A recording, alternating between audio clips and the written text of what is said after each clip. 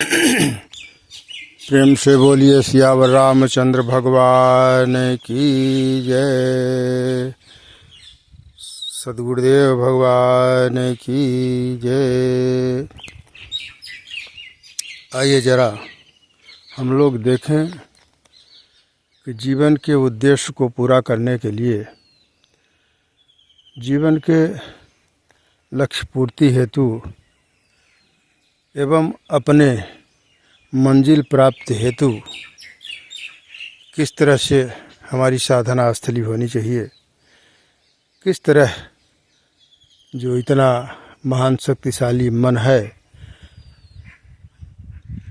एकाग्र न होने वाला मन जो मतवाले हाथी की तरह अपने अपने विषयों में अनुरक्त है, उसको जरा एकांत स्थान मिले और आप जो देख रहे हैं इस तरह का स्थान हो, नदी का किनारा हो, वन उपवन,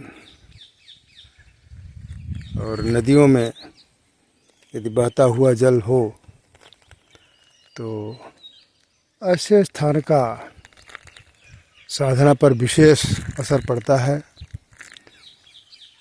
और मन को बस में करने का, मन को एकाग्र करने का इस तरह का यदि स्थान मिला है तो ये बहुत ही उपयुक्त और बहुत ही सुंदर यह स्थान है।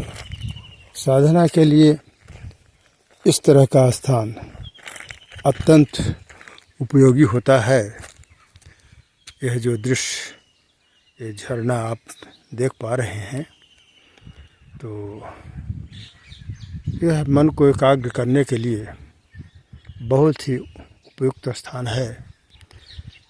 इसी तरह से नारद जी महाराज कहीं एकांत बगीचे, नदियों का किनारा हो, ऐसा स्थान ढूंढ करके उसी में एक जगह रुक जाते थे और अपना ध्यान, अपने इंद्रियां, अपना मन बुद्धि परमात्मा को समर्पित कर देते थे और समाधि अवस्था में पहुंच जाते थे।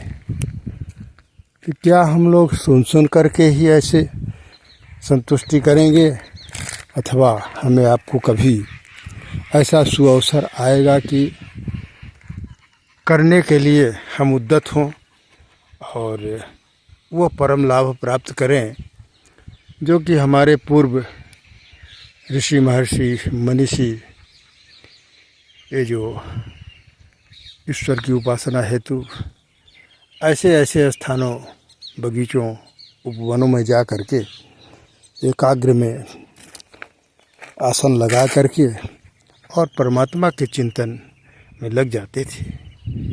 तो इस तरह से क्या हमें आपको भी ऐसा सुअवसर आएगा, ऐसा स्थान कभी मिलेगा? अवश्य मिल जाता है। दुनिया में कोई चीज़ संभव नहीं है, लेकिन हम यदि प्रयास करें तो इस संसार में क्या नहीं हो सकता। अतः ये उपयुक्त स्थान, साधना स्थली बहुत ही अति उत्तम है। कभी कभी मैं भी ऐसा स्थान पा करके एकाग्र में परमात्मा का चिंतन करते हैं और बड़ा ही आनंद आता है उस समय। तो इस तरह से हम आप सभी से निवेदन करेंगे, यदि ऐसा स्थान यदि आपको चौतरफा बहता हुआ झरना और उपवन, बाग बगीचे मिल जाए तो सायंकाल हो अथवा प्रातःकाल उस समय आप एकांत स्थान में एक आसन लगा लीजिए और अपने मन बुद्धि को स्थिर करके और परमात्मा में समर्पित किया जाए, फिर देखा जाएगा उसका लाभ क्या मिलता है।